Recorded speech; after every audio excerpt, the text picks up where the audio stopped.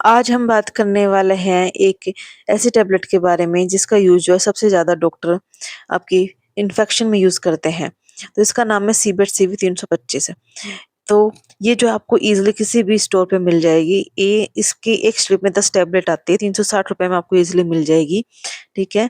और इसमें हम कौन-कौन बात करेंगे कौन-कौन से इंग्रीडिएंट प्रेज़ेंट है, तो फिर इसमें ना सेफोडोक्सिन, प्रोक्सिटेल और पोटेशियम क्लोराइड होता है।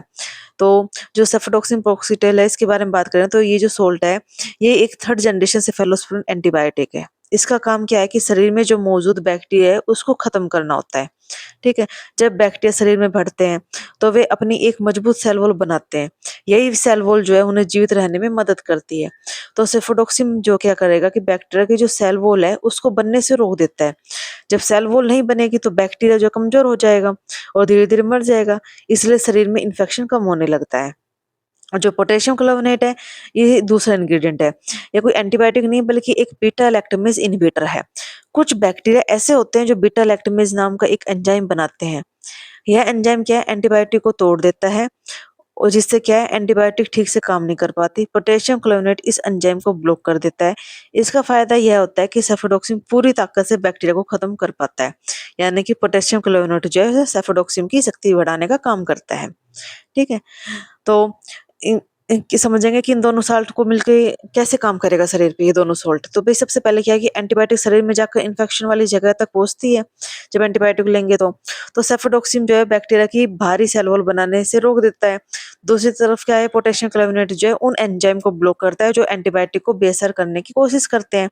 जब दोनों साल्ट जो है साथ में मिलकर काम करेंगे तो बैक्टीरिया जो है तेज़ी से खत्म होने लगेगा और मरीज की जो इन्फेक्शन है वो धीरे-धीरे ठीक होने लगेगी। ठीक है? इसके यूजेस की बात करें तो इसका यूज जो है कभी-कभी डॉक्टर जो है फीवर में की कंडीशन में भी देते हैं। अगर बुखार जो है बैक्टीरियल इन्फेक्शन की वजह से है तो डॉक्टर सीबेट सीवी 325 लिख सकते हैं। लेकिन याद रखें कि ये वायरल फीवर के लिए नहीं है, वायरल फीवर में एंटीबायोटिक की ज़रूरत नहीं होती, ठीक है? और उसके अलावा इसका यूज़ हम थ्रोट इन्फेक्शन के लिए करते हैं, गले के इन्फेक्शन के लिए, टॉन्सिल में, सूजन में या फिर गले में दर्द हो रहा हो या फिर खाना या पानी निगलने में किसी को दिक्कत हो रही हो, उस टाइम पे भी डॉक्टर इसको प्रिस्क्राइब कर सकते हैं। इसके अलावा अगर कान में कोई इन्फेक्शन हो रहा हो, अगर कान में दर्द है, पस आ रहा है या फिर बैक्टीरियल इन्फेक्शन हो रहा है कोई, तो उस टाइम पे भी डॉक्टर दे सकते हैं। इसके अलावा नाक बहना, चेहरे पर दर्द या फिर बैक्टीरियल साइनस इन्फेक्शन, साइनस की सिचुएशन में भी डॉक्टर इसको प्रिस्क्राइब करते हैं। इसके अलावा निमोनिया में और चेस्ट इन्फेक्शन में भी डॉक्टर इसको देते हैं, ठीक है? और अगर किसी को फोड़ा-फुंसी हो गई हो, स्किन इन्फेक्शन, ठीक है? अगर किसी को फोड़ा-फुंसी हो गई, बाल-तोड़ हो गया हो, तो उस टाइम पे भी इसको डॉक्टर प्रिस्क्राइब करते हैं।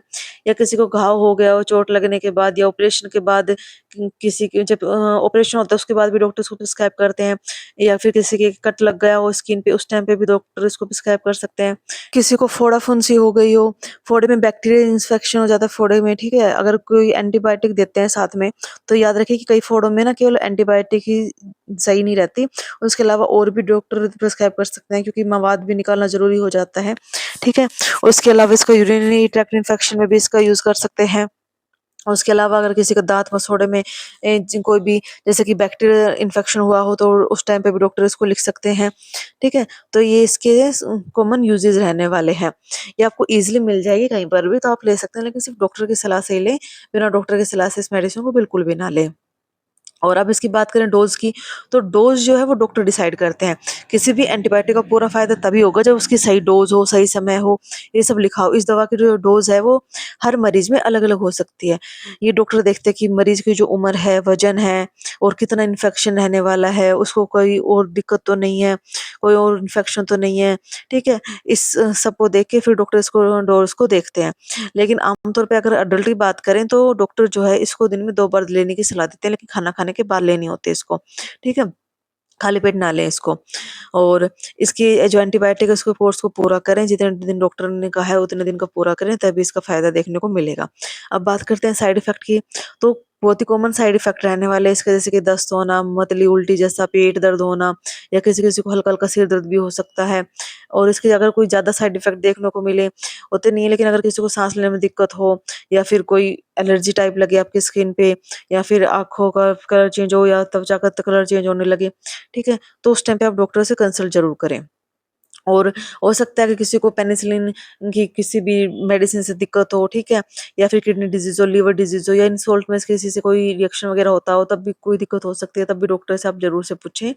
और इन दवाइयों को इस दवाई को ना आप बाकी दवाइयों के साथ ना लीजिए। डॉक्टर को बताएं अगर कोई और दवाई चल रही हो, अगर कोई आपकी ब्लड थिनर चल रहा हो या एंटासिड चल रहा हो, कोई आयरन सप्लीमेंट चल रहा हो, कोई और एंटीबायोटिक चल रही हो, तो एक बार डॉक्टर से ज़रूर बताएँ।